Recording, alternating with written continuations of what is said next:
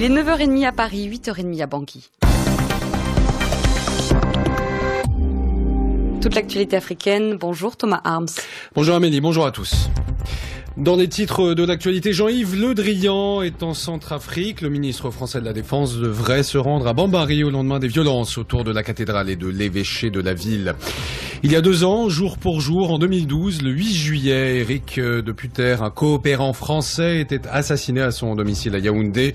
Depuis, l'enquête ouverte par la justice camerounaise s'enlise.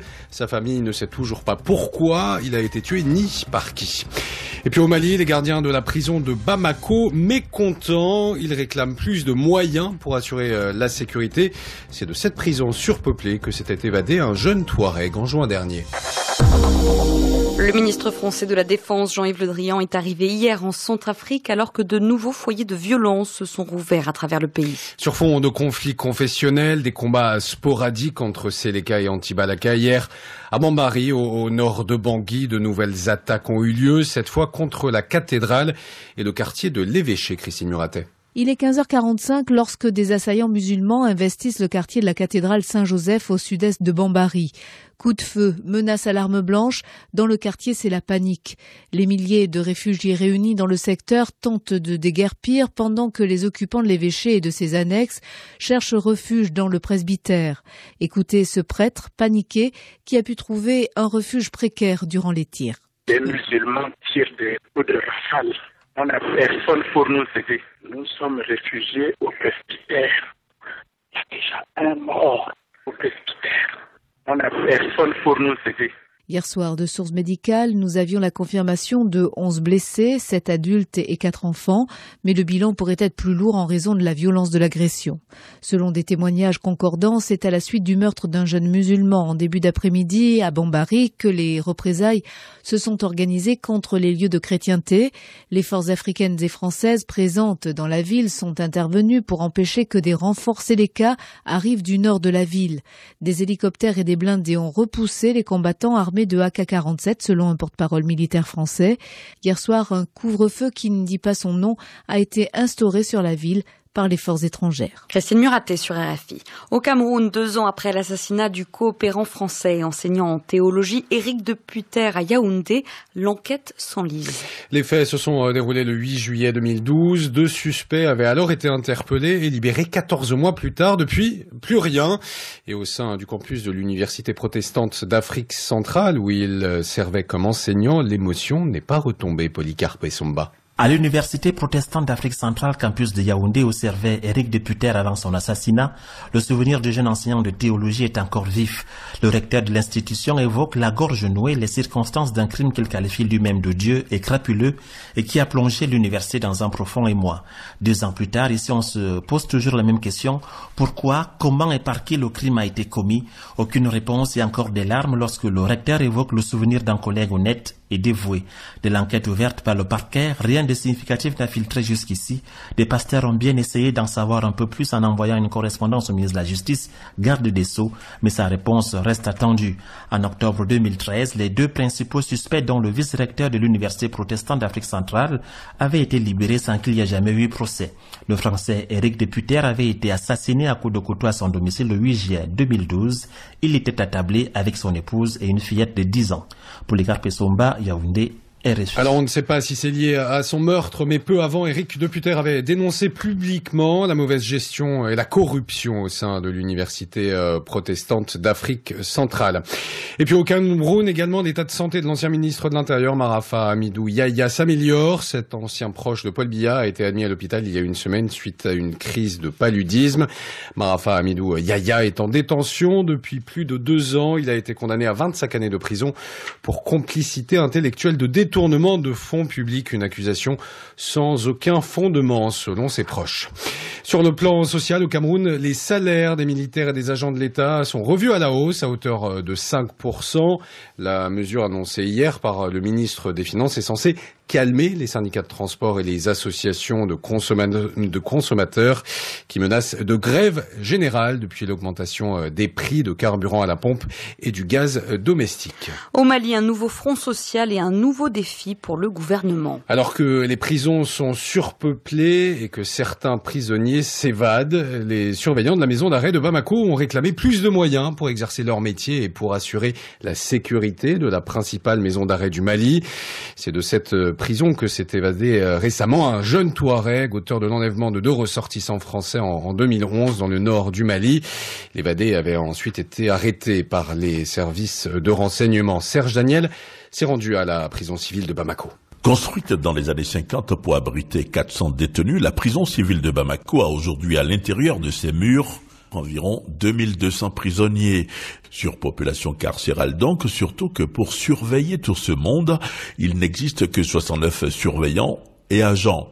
Les crédits de fonctionnement n'existent quasiment pas, alors fonctionne le système D comme débrouillardise.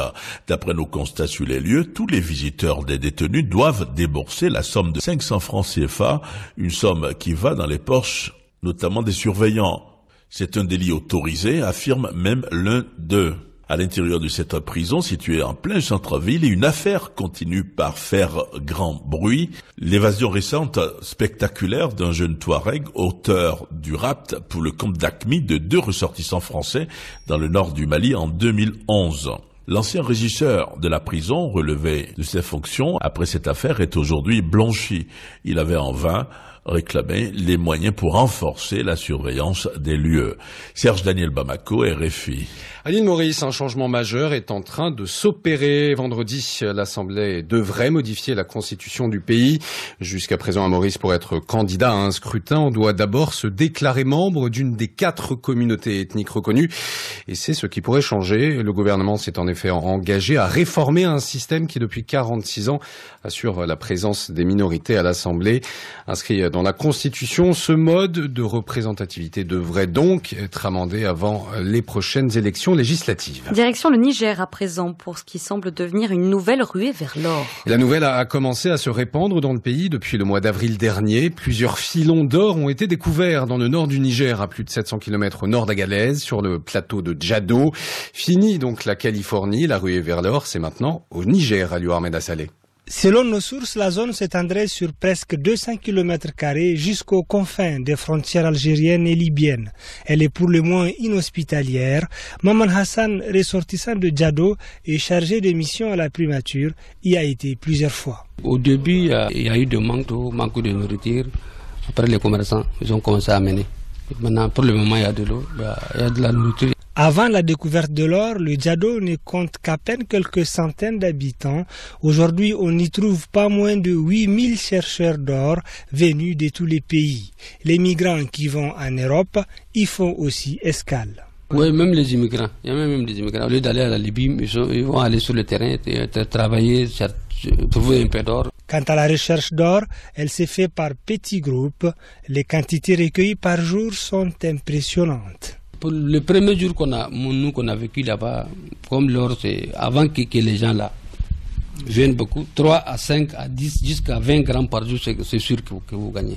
Maintenant, ils m'ont dit, maintenant c'est pas comme d'habitude, parce que maintenant ils sont en train de creuser. La commune de Djado prélève des taxes sur cette activité et envisagerait même la construction d'un forage d'eau sur le site. Aliou Ahmed Assalé, Agadez, RFI. L'actualité judiciaire en Afrique du Sud, le procès de l'athlète Oscar Pistorius touche à sa fin. Et l'athlète handicapé est accusé d'avoir volontairement tué sa petite amie il y a 1 an. Après 3 mois de ce long procès qui devait durer à l'origine 3 semaines, les avocats du sportif ont indiqué hier qu'ils n'avaient plus de témoins à appeler. Si la décision est confirmée ce matin, accusation et défense doivent ensuite rendre leurs conclusions par écrit à la juge. Elle aura quelques semaines ensuite pour rendre son verdict. Et on vous retrouve à Amélie Tuilet. Merci, c'était le journal de Thomas Arms sur RFI. Afrique Matin, suite de notre série sur l'Afrique dans la Grande Guerre. Ce matin, une question. Pourquoi les historiens de l'Afrique de l'Ouest francophone ne s'intéressent-ils pas plus à la mémoire des tirailleurs africains envoyés combattre en Europe? Élément de réponse dans un instant. Nous irons à Bamako. Et d'abord, on retrouve Thomas de Saint-Léger pour le Journal des Sports. Et vous, monsieur, pourquoi choisissez-vous Total? C'est simple. Chez Total, on trouve de tout. Et puis, faut reconnaître que le service est impeccable. Les pompistes répondent à toutes vos questions et puis ils n'hésitent pas à vous donner des bons conseils. Oui, on peut vraiment leur faire confiance. D'ailleurs... Si papa, on peut y aller maintenant. Et tout ça, ce sont nos clients qui le disent. Chaque jour, vous êtes des millions à choisir Total. Entre nous, c'est une histoire de confiance. Total. Vous ne viendrez pas chez nous par hasard. Ils veulent aller à Rio et au Maracana qui accueillera dimanche la finale de la Coupe du Monde. Thomas de Saint-Léger, le Brésil et l'Allemagne s'affrontent ce soir à Belo Horizonte en demi-finale. Et un choc de titans, les deux favoris de ce mondial. D'un côté, l'Allemagne invaincue depuis 16 matchs. De l'autre, le Brésil qui n'a plus perdu une rencontre à domicile depuis 42 matchs en tout. 8 Coupes du Monde réunies sur le terrain. Ne manque qu'une grande star. On attendait Neymar, mais le maître à jouer de la Seleção s'est blessé en quart de finale. Il ne jouera pas ce soir. Un coup dur, évidemment, pour son sélectionneur Luis Felipe Scolari, qui fait quand même confiance au reste du groupe. Naturalmente que o Neymar, ao nos deixar, deixou muito. Il est certain qu'en nous quittant, Neymar a laissé beaucoup de lui, mais lui a emporté aussi beaucoup de nous. La tristesse est maintenant derrière nous. Nous savons qu'il a fait sa part et que désormais, il nous appartient de faire notre part. Ce sera un match très important. Nous n'allons pas le jouer que pour nous, mais pour tout le pays et pour Neymar, pour tout ce qu'il a fait pour nous. Donc la situation est digérée et nous nous sommes mis au travail avec cet objectif. J'ai choisi mon équipe. Ce n'était pas facile, mais je vous ai toujours dit que j'avais un super groupe de joueurs. Quand on fait confiance à tout un groupe, on est plus à l'aise pour faire ses choix. Nous sommes préparés, nous avons une équipe capable de surmonter les difficultés et d'atteindre la finale, chez nous, à la maison. Luis Felipe Scolari avec Eric Mamrut. Scolari qui devra également se passer de son capitaine Thiago Silva, le défenseur du PSG, suspendu pour une accumulation de cartons jaunes. En revanche, l'horizon semble dégagé pour le sélectionneur allemand.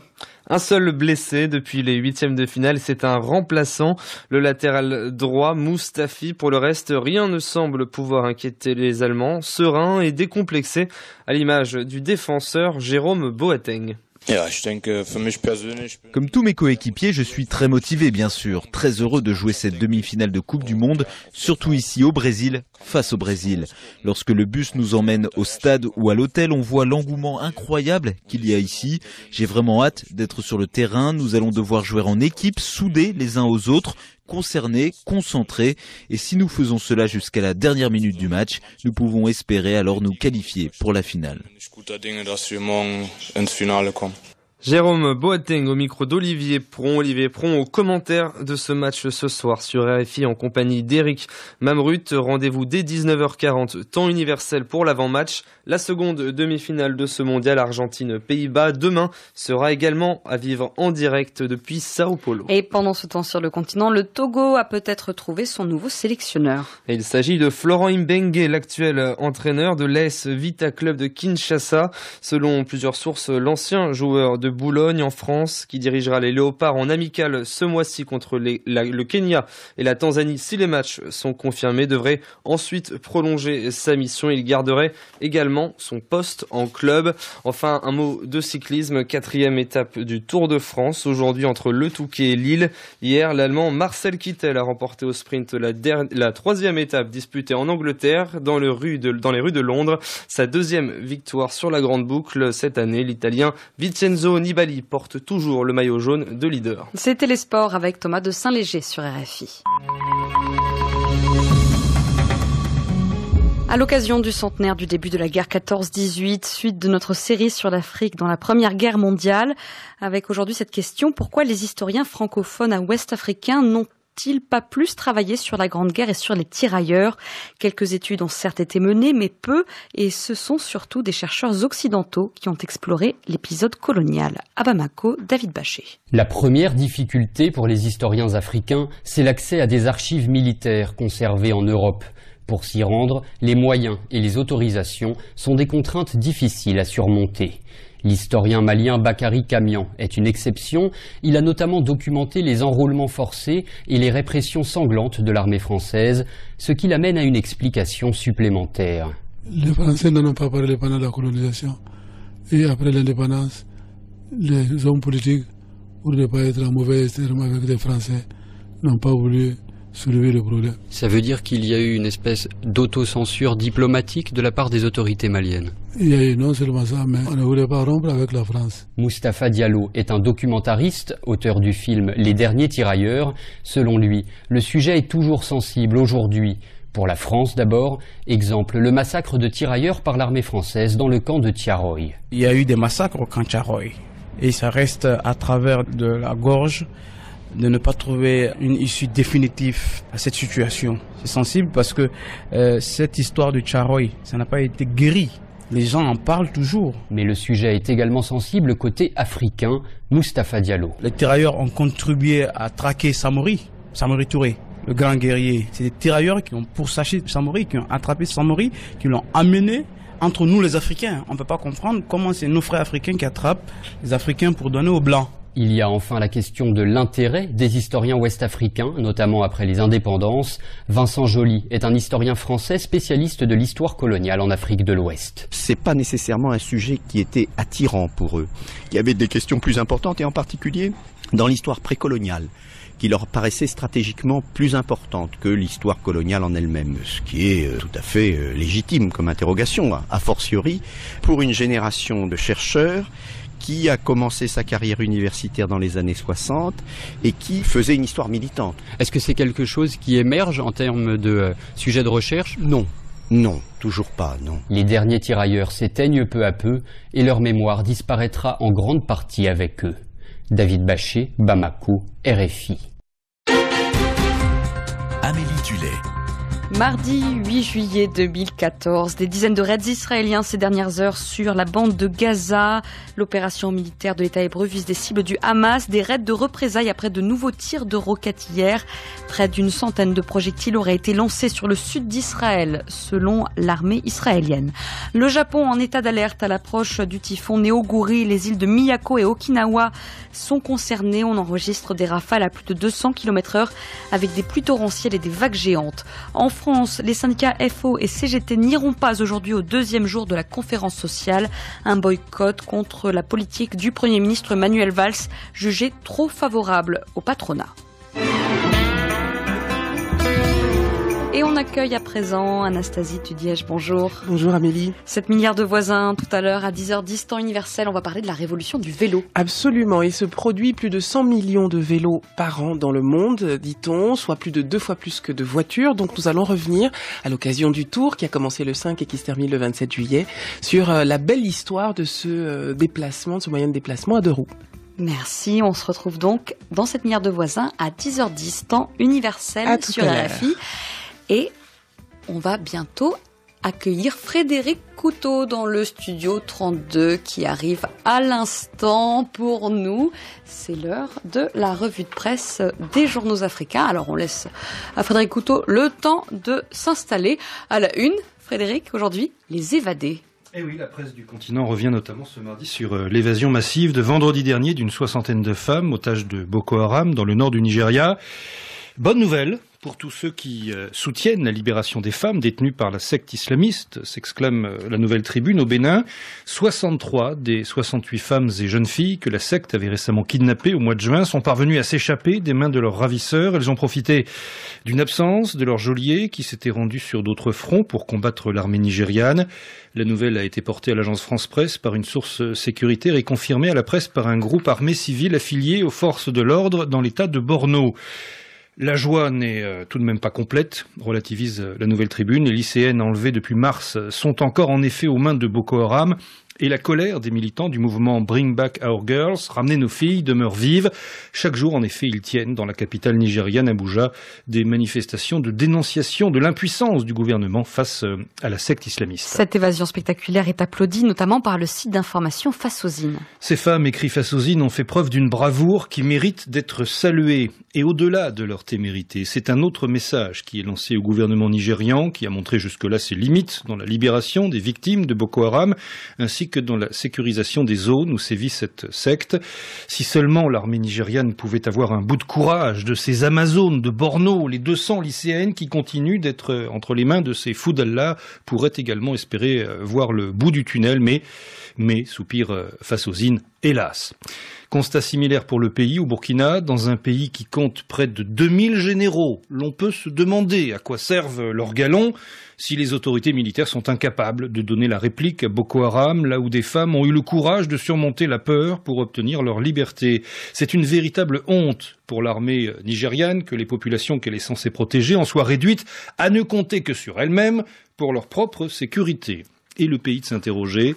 Comment expliquer que l'armée nigériane soit incapable de la moindre action d'éclat contre ces malfaiteurs? Tout porte à croire qu'il y a des complicités à des niveaux très élevés, estime le quotidien burkinabé, qui rendent toute action inefficace. Or, tant que les autorités nigérianes ne se poseront pas les bonnes questions, il sera illusoire de penser qu'elles pourront solder leur compte avec Boko Haram, et le Nigeria continuera de compter ses morts, car entre enlèvements et attentats, ces terroristes continueront de dicter leurs lois dans un pays où l'autorité publique a fini de faire la preuve de sa faillite totale. En tout cas, l'observateur Palga, toujours au Burkina Faso, espère qu'au moins les témoignages des 63 rescapés pourront aider la police et l'armée nigériane dans leur traque.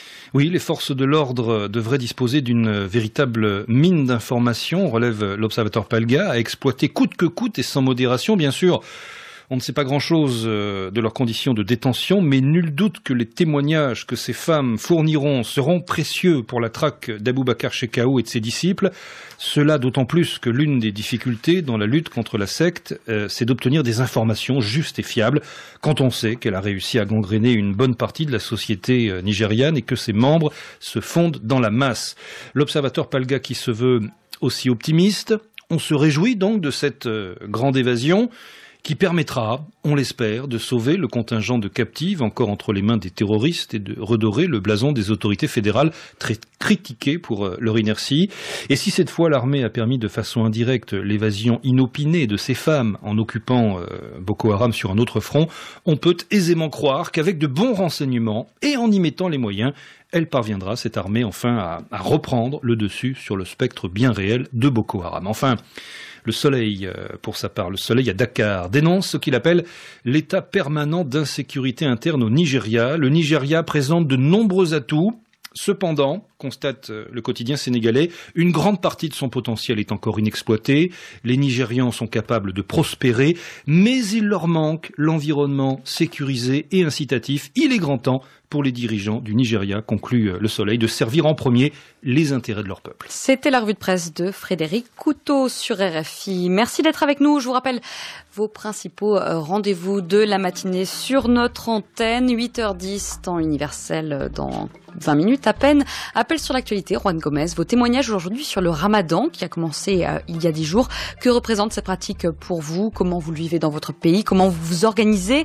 Est-ce que vous constatez une hausse des prix? 33 9 693 693 70. Appel sur l'actualité. 8h10, temps universel.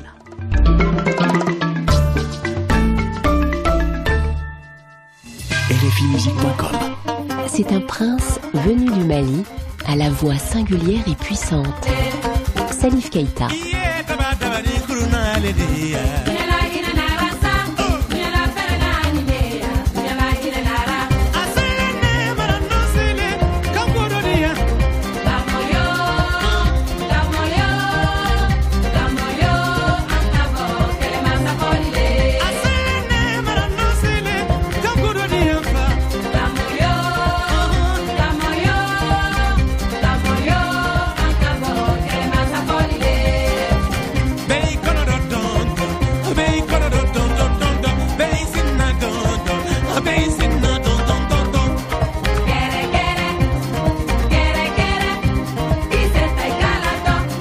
Salif Keita et plus de 350 artistes à voir, à lire, écouter sur rfimusique.com. Tous les jours, RFI vous informe en 13 langues. 17h em Paris, meio-dia no horário de Brasília. Começa agora o programa brasileiro da Rádio France. Đây Paris, RFI, Radio France Internationale, tiếng nói quốc tế phát thanh từ thủ đô nước Pháp, Thành Phương Lê Phước. RFI, Radio Benevelia Français. Bon salon, man. 13h à Paris et à Sharm el-Sheikh. Bienvenue sur RFI, Radio France Internationale, 11h, temps universel. RFI. Et l'info devient mondiale. Et l'info devient mondiale. RFI vous ouvre ses archives. On est où là avec Vladimir Cagnolari. On est où là? Ça c'est bon ça. Hé, on est où là? Trop fort. On est où là? Quelle voix. Allô? Allô Vlad, ça va? Oui, ça va. Dis-moi, tu fais quoi là? Tu tombes bien, j'étais en train d'écouter On est où là? Ah, pardon, bon, écoute, je te laisse finir et je te rappelle. Ok, à tout à l'heure. On est où là? Samedi, à partir de 12h10 TU. RFI. Tous les jours, Accent d'Europe vous propose de partager la vie des Européens avec Catherine Roland, Frédéric Lebel et Laurent Berthaud. Aujourd'hui, depuis 40 ans, l'économie norvégienne repose sur les gisements d'hydrocarbures. Comment se préparer à l'après-pétrole? Demain, la Lituanie interdit la vente de boissons énergisantes aux adolescents. Les médecins dénoncent leurs effets sur la santé. Accent d'Europe, du lundi au vendredi, à partir de 19h40 TU. RFI. RFI, la sélection du mois. Sierra Leone's Refugee All Stars. Marina P.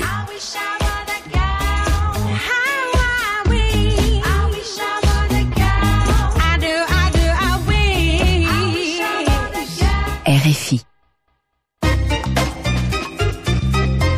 Vous m'en direz des nouvelles? Jean-François Cadet. Toujours au Festival d'Avignon avec le metteur en scène italien Giorgio Barberio Corsetti qui met en scène Le Prince de Hambourg d'Heinrich von Kleist dans la cour d'honneur du Palais des Papes et avec le prix Nobel de littérature Gao Xinjiang dont l'œuvre La Fuite est mise en scène par Andrea Brusque. Vous m'en direz des nouvelles. Jean-François Cadet. Aujourd'hui, à partir de 23h10 TU. RFI. Avec Move, vous pouvez capter RFI sur votre portable au Togo. Si vous êtes abonné, appelez le 91 50 pour 25 francs CFA la minute. Si vous n'êtes pas abonné Move, appelez le 99 47 77 70 au tarif normal. Sur ce kiosque vocal, vous pourrez capter RFI en direct ou écouter les journaux Afrique, les journaux des sports et bien d'autres chroniques dont celle de Maman. N'oubliez pas, appelez le 91 50 ou le 99 47 77 70. Avec Move et RFI, restez informés où que vous soyez au Togo. Afrique Matin, Jean-Pierre Monza était à la coordination aujourd'hui, Sandrine Marastraram et Laurence No à la réalisation. Merci à tous de nous avoir écoutés. On se quitte en écoutant Faisal Sali, un artiste franco-algérien, un artiste RFI talent. Vous le connaissez peut-être déjà, vous avez reconnu le son du oud. Faisal Sali est en passe de devenir le maître du luth arabe et c'est Vent du Sud, extrait de son album El Wene.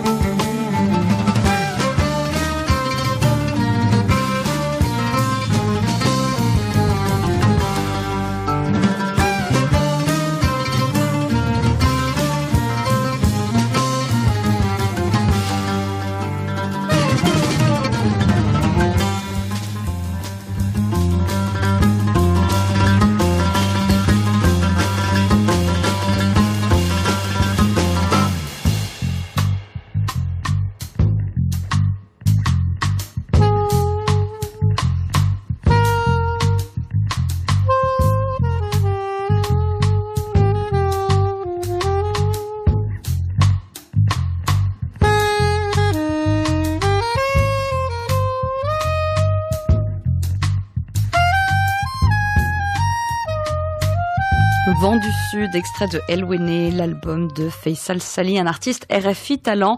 Plus d'infos sur www.rfi.fr/talent ou sur rfimusique.com. Merci de nous avoir écoutés ce matin sur RFI. Je vous donne rendez-vous demain. En attendant, restez à l'écoute. C'est l'heure du journal et vous retrouvez Juan Gomez pour rappel sur l'actualité.